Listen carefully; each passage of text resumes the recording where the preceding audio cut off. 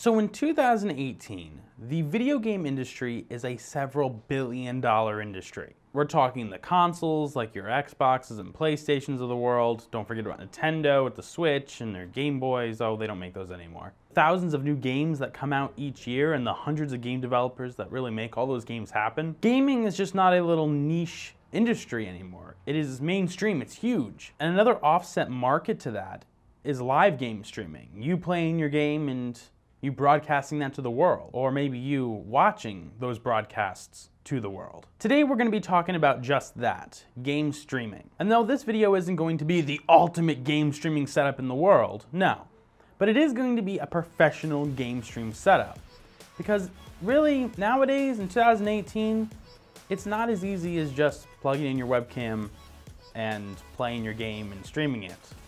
Or is it? That's what we're going to find out today in the non-ultimate but still ultimate game setup. Streaming, yeah.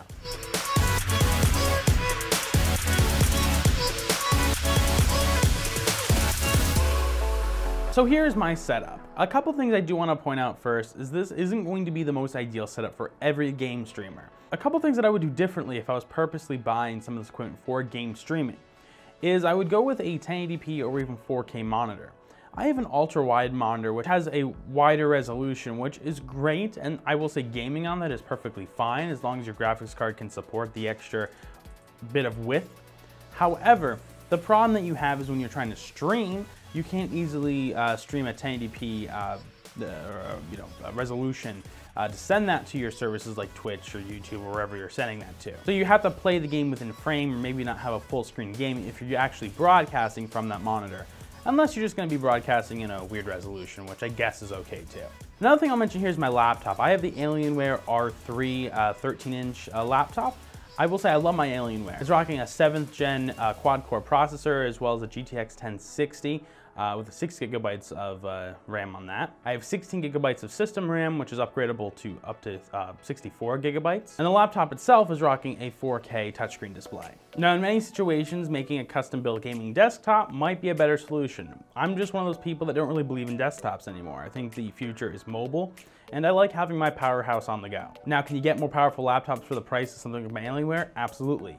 What you get for the Alienware is really that quality, which is something I love about it. Ultimately, with that processor, as well as the GTX 1060, more than enough horsepower to do us some live streaming. Now here's where you may things get a little bit overkill. I have my Sony AX100 mounted on top of my monitor, and that is my webcam for all intents and purposes. That is the camera that's picking me up for a live stream. Now, do you need such a good camera or such an expensive camera or even a camcorder? You know, maybe a mirrorless camera or a DSLR would do fine. However, let's go through some of the pros and cons there, especially opposed to getting a Logitech webcam. So at the end of the day, webcams kind of all suck. Yeah, you can get better looking webcams, but you can still tell it's a webcam. It doesn't give you that really good look as a more professional camera does. So that is why I wanted to go with a higher end camera, not just a webcam. Now you can narrow that down and go like mirrorless or a DSLR or a camcorder like I did. However, here's some of the pros and cons to each. If you have an old DSLR around, that might look great if you're just kind of doing a fixed static cam like that with fixed focus and everything. However, a lot of times DSLRs have heat issues where if you leave it on too long, it may overheat and shut off. So that might not be good for a 5-hour live stream. Mirrorless cameras, you're not really gonna have that issue with, so you probably will be fine there. However, mirrorless cameras are still fairly expensive, so you might have a hard time finding a good deal on them.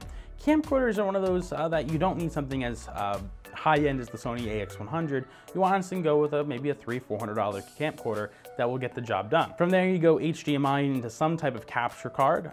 In my case, I'm using Gamer Live Extreme or something like that. They don't actually make it. There's a newer model of this card, but I'll have all the information in the description. However, there's lots of different game capture cards. The only thing I recommend is finding one that's USB 3 and one that has very low latency. The one I have has pretty much no real noticeable latency. So I don't have to do any syncing of stuff later. It's all in real time. Couple other notable mentions here is I do have an Alienware keyboard.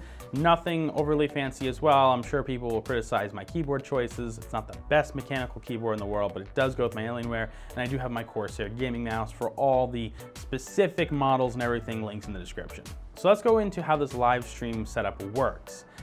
Essentially, I have my capture card hooked up to the computer, giving me my video feed. I'm gonna be using XSplit to capture my game, as well as utilize my capture card to kind of make the whole thing to be able to send out to whatever platform I'm broadcasting on. You can also use a free alternative like OBS, but I'm not the biggest fan of OBS. Should also say I'm not the biggest fan of XSplit. It has its issues too, but it's kind of the better of the two evils if you ask me. And from there, you can get as fancy or as not fancy as you want. Nowadays, a lot of streamers will make their own little themes and templates and graphics and all that, or you can just broadcast your game and your camera on the side and just go right to it. Really up to you. But now that you're ready to actually stream out, all you have to do is configure your streaming settings for whatever platform you're streaming on and click the start button and you are golden. Now here's a couple things to remember if you're new to game streaming. Number one, you do need to make sure you have a computer that's powerful enough to play the game you're playing as well as broadcast it out. This is going to be both graphical power as well as CPU power, so you got to make sure that your specs can handle it. In my case, with my i7 as well as my GTX 1060, I'm kind of right on the cusp of not really having any issues. I can't say I've had any issues to this point. However, if I'm playing a fairly high demanding game title, I might start having some issues. I'm also not going to be planning doing any 4K live streaming anytime soon, because especially 4K gaming with 4K live streaming with a 1060, you're going to start having some issues pretty fast. 1080p gaming pretty much across the board, you're pretty much good at. Another thing to consider is your internet connection and your bit rate you're broadcasting out with. Those things go hand in hand together. You need to make sure your internet supports it. If you're on an old DSL line, that might not be cutting it, you might have some issues. So make sure you're doing an internet speed test before you start, just to make sure you have a good connection to the server. XSplit also has a nice test button, so it shows whether the bit rate you select is going to work over your internet connection. However, be careful with your bit rate, because you may just say, hey, I'll go low and it's good connection, it'll work fine. However, it's going to reduce the quality of your stream, which definitely can impact gaming, considering if you're moving around a lot in a game, having a low bit rate is going to look like, well, crap. So you got to make sure that you're selecting the right bit rate and doing what's best that you can for your internet connection. Now there's a lot more advanced settings that you can configure, but we'll leave that for another time. You're ready to stream, you click the start button, and now you're broadcasting to the world. Most people broadcast their gaming on a service called Twitch. However, you also can broadcast on YouTube and other services, which we're going to be talking about very soon. So this is what I call my ultimate live streaming gaming setup. It's not perfect. Like I said, I wouldn't choose that monitor if I was ultimately getting that for this specific purpose.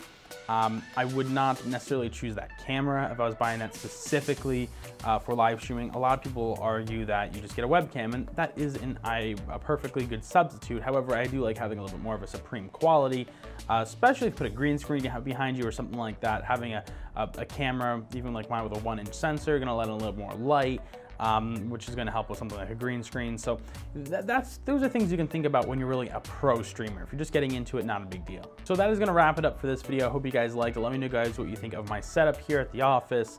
Again, not perfect, but it will get the job done, and it will do a pretty good job at doing it. My name is Trevor Barnes. Thanks for watching this video, and we'll see you guys next time.